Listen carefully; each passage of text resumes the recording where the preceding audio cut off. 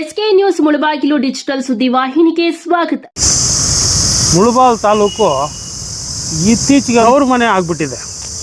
ಯಾಕಂತ ಹೇಳಿದ್ರೆ ಈ ಸುತ್ತಮುತ್ತಲು ಸಾವಿರಾರು ಎಕರೆ ಭೂಮಿಯನ್ನು ಕಬಳಿಸ್ಬಿಟ್ಟಿದ್ದಾರೆ. ಆಲ್ರೆಡಿ ಸಾವಿರಾರು ಕೋಟಿ ಬೆಳೆ ಬಾಳ್ತಕ್ಕಂಥ ಈ ಭೂಮಿಗಳನ್ನು ಈ ಬೆಂಗಳೂರು ಮೂರ್ದವರೇ ಬಂದು ಇಲ್ಲಿ ಕಬಳಿಸಿ ಇದನ್ನು ಇದು ಮಾಡ್ತಾರೆ. ಅದಕ್ಕೆ ಉದಾಹರಣೆ ಏನಂದರೆ ಅಲ್ಲಾಲ್ಸಂದ್ರ ಕಸ್ಬಾ ಹೋಬಳಿ ಅಲ್ಲಾಲ್ಸಂದ್ರದ ಸರ್ವೆ ನಂಬರ್ 44ರಲ್ಲಿ ಇಲ್ಲಿರೋ ಕೆಲವರು ಅಲ್ಲಿ 3 ಎಕರೆ ಭೂಮಿ ತಗೊಂಡು ಮಿಕ್ಕಿದ್ದ ಸರ್ಕಾರಿ ಗೋಮಾಳಕ್ಕೆ 2.5 ಎಕರೆಗೆ ಫೆನ್ಸಿಂಗನ್ನು ಸಹ ನಿರ್ಮಿಸಿರ್ತಾರೆ. ಇದನ್ನು ನಾವು ಪ್ರಶ್ನೆ ಮಾಡಿದಾಗ ನಾವು ಇದಕ್ಕೆ ನೀವ್ಯಾರು ಇದನ್ನು ಕೇಳೋಕ್ಕೆ, ನೀವು ಇದು ಏನು ಅಂತ ಹೇಳಿ ದೌರ್ಜನ್ಯನೂ ಮಾಡಿರ್ತಾರೆ.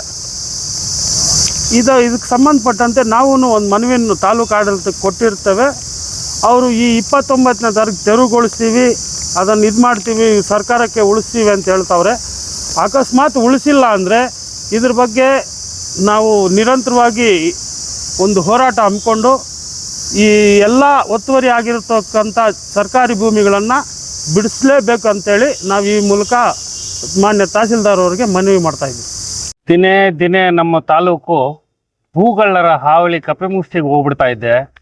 ಅಧಿಕಾರಿಗಳು ಯಾವ ರೀತಿ ಅವರಿಗೆ ಸ್ಪಂದಿಸ್ತಾ ಇದ್ದಾರೆ ಅಂತಂದರೆ, ರೈತರನ್ನ ಕಡೆಗಣಿಸಿ ಹಣ ಇದ್ದವ್ರಿಗೆ ಬಲಾಢ್ಯರಿಗೆ ಯಾವ ರೀತಿ ಸಹಕಾರ ಕೊಡ್ತಾರೆ ಅಂತಂದರೆ, ಅವರು ಬೆಳಗ್ಗೆ ಕೊಟ್ಟರೆ ಸಾಯಂಕಾಲ ಪಣಿ ಬಂದ್ಬಿಡ್ತದೆ.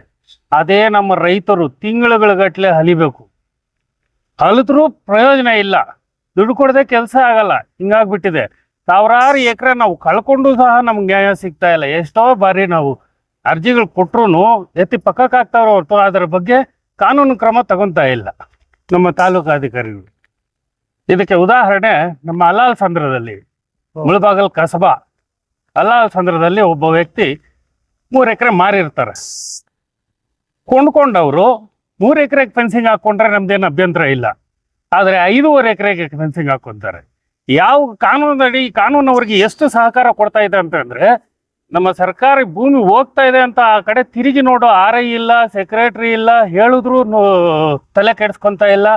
ನಾವು ಸರ್ಕಾರಿ ಜಮೀನು ಉಳಿಸ್ಕೊಂಡು ರೈತರಿಗೆ ಕೊಟ್ಟರೆ ನಾವು ಉಳುಮೆ ಮಾಡ್ತಾರೆ, ಏನಾದ್ರು ಉಪಯೋಗ ಆಗ್ತದೆ ಅಂತಂದರೆ ಈ ಭೂಗಳ್ಳರಿಗೋಸ್ಕರ ಅವರು ಸಹಕಾರ ಕೊಡ್ತಾವ್ರೆ ಹೊರತು ನಮ್ಮ ರೈತರಿಗೆ ಸಹಕಾರ ಕೊಡ್ತಾ ಇಲ್ಲ.